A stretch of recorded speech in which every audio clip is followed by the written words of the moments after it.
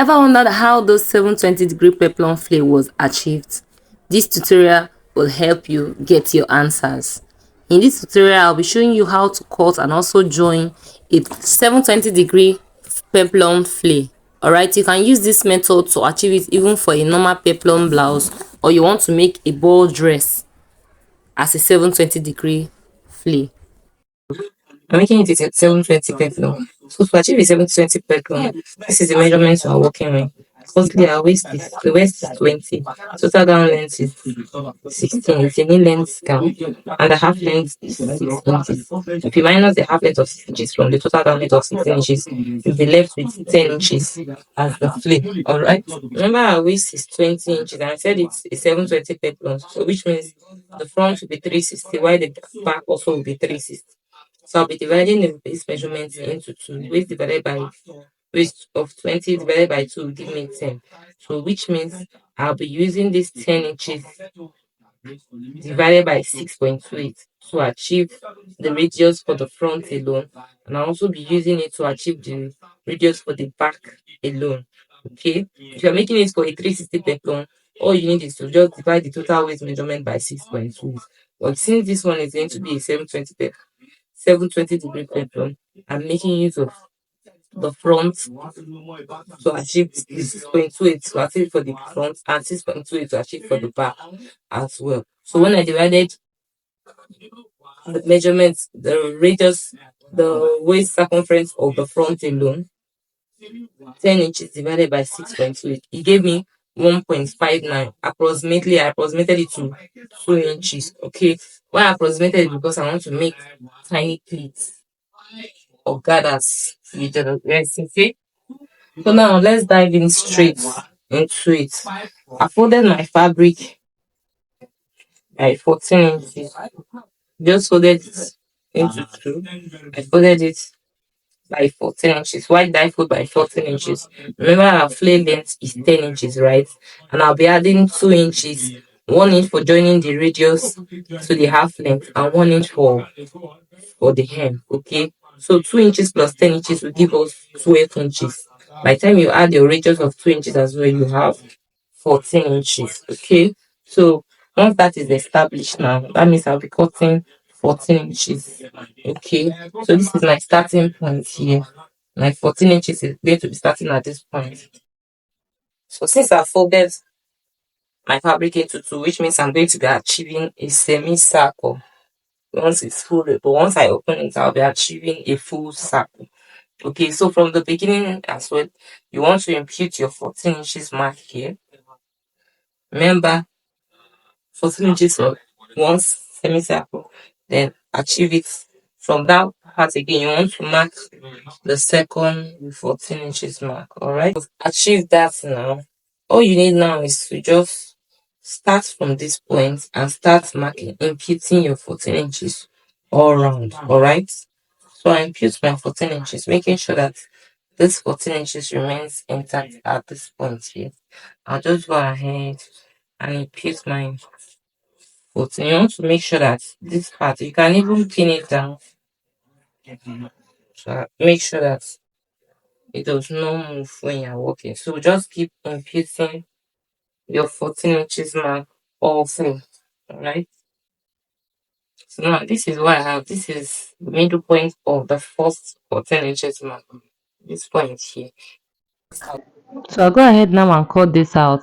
And once I'm done, as I'm cutting out, once I get to the middle part, that point you see me pointing at now, I'm just going to fold it evenly, okay? Because I want to make sure that my circle is complete, that the length is 14 inches all through. So just go ahead as well and measure it and be sure it's up to 14 inches. Once you're sure yours is up to 14 inches, go ahead and cut this out. Remember, I'm cutting this for the front alone. So I'll also be using this as well to cut out for the back. This is just 360 peplum. By the time I place it to cut out for the back as well, 360 plus 360 will give us 720. So I thought to mention this. If you know that you are not adding any pleating allowance to yours, you know mine was 1.59 when I did my calculations and I added pleating allowance. So if you know you're not adding pleating allowance to yours, you want to make sure that you add the sewing allowance of the zip for the zip. Okay, you want to add the zipper allowance, sorry. I want to add the zipper allowance to the back. But mine, I didn't add the zipper allowance because I know that I'm not cutting the exact radius that I need. So I hope you understand this. So just go ahead now and fold this back the way you see me do to impute our radius. Remember our radius was 2 inches when we approximated it. So whatever it is you have your as your own radius, you'll be imputing it at that point there, just like you see me do now. So you also want to create a perfect circle. That's why I folded this by 4 again. Okay, this helped me to make sure that my circle is perfect. So I've imputed my 2 inches of radius and I'm just going to calculate what I have. And I have 3.5 here. Alright. And remember I folded this into 4. So that means 3.5 times 4. This will be giving me 14 inches as the radius for the front alone. Then also 14 inches for the back alone by the time I calculate the one for the front and the back. So I'll be left with 28 inches. By the time I deduct the 1 inch for the zipper allowance, I'll be left with 27 inches, which is more than the waist circumference I have. So I'll be pleating the rest. Okay.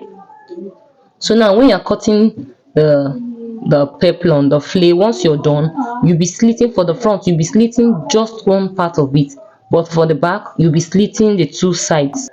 So be cutting out the radius for the back as well, which is also 2 inches for mine. Okay, make sure that you are imputing the radius perfectly so that you don't have the length of the peplum looking uneven. All right, so once you're done for the back, you'll be slitting the two sides just like I said earlier. Now note that this is just for 720-degree peplum. Okay, so the front we slitted just one side, and for the back we are slitting the two sides because we still need to join the two peplums together to make it one peplum flip. All right, so now this is what we have. This is the front and this is the back. Now also this is a tip also to ensure that your 720-degree peplum flip or even your 360-degree peplum flip is having that fuller effect. So I'll be making use of these two nets. I'll be adding these two nets underneath the flare. Okay, so you can make use of in between 8 yards to 10 yards of two nets. Okay, just fold them neatly like you see me do. Couple them. This is 8 yards of two nets. So I ended up cutting them. I got 3 layers. Okay, because I'm making use of the exact length of the flare, or you can just deduct 2 inches from the exact length of the flare. Okay, so now this is the more the layers you use, the more the effect you have. So I'm making use of these 3 layers. I'll be adding it underneath my flare. Also make use of the flare you cut out to cut out the lining as well. So if you notice I've cut out the exact, you're not deducting anything from the lining, just use the satin fabric or whatever fabric you are using to cut the exact lining. And we're cutting the lining because we'll be fusing this with crinoline as well. Crinoline helps it to give it that wavy effect also. Okay, so now this is how you join. You want to pick the front. Remember the front is the one that have just one cutting by one side. So now this is the front. So then you pick the back as well, couple it together. You want to sew the right side of the back and the right side of the back of the front together. Repeat it on the other side as well. Place the right side of the front and the right side of the back together and just sew it down by half of an inch. Okay, so you'll be repeating this same process as well on the lining the same way. So that means it will be having just one opening. So now let's head over to our sewing table to sew this down. To sew it down, you want to make sure that the satin is facing the right side and then the lining as well is facing the right side. So you are placing the right side of your satin and the right side of your lining together, then attach your crinoline. Okay, so your crinoline will be up, the satin first, the lining, then your crinoline. Okay, so by the time you are done sewing, it means that your crinoline will now be in between your lining and your satin. So just go ahead and take it to your sewing machine and sew it down by half of an inch, just like you see me do. So just continue this process to the till you get to the end of the other side. Okay, so now I'm done. Now you want to make sure that your lining is not protruding outward. Okay, so now this is how you achieve it. You want to top stitch at the lining part. If you watch closely, you see that what I'm sewing is at the lining part. Okay, then once you are doing it as well, remember the little sewing, the little joining where you join the fabric and the lining together underneath. as you're sewing, just use your hand to guide it towards the lining side. So that's just what I'm doing. If you see, I'm touching the underneath, I'm looking underneath while I'm sewing as well. So you don't just sew directly. You want to make sure that the little allowance where you join the fabric and the lining is protruding towards the lining side. This helps in preventing your lining showing underneath your fabric. Okay, so no matter how many times this fabric is washed, the lining will not protrude outward. Okay, at the hem it won't protrude out. Okay, so once you're done with this, just go ahead and attach your net underneath too as well. Okay, you're attaching the net at the waist part, and once you're done, this is what you should achieve. You can see how full this is, and it's even standing. Can you see? I left it standing and the thing was able to stand. Okay, that's the kind of beautiful effect the two nets and the crinoline give you. So if you love this, give this video a thumbs up, subscribe if you haven't, turn on post notification bell so you get informed whenever I post a new video. Thank you for watching. Bye. See you on the next one.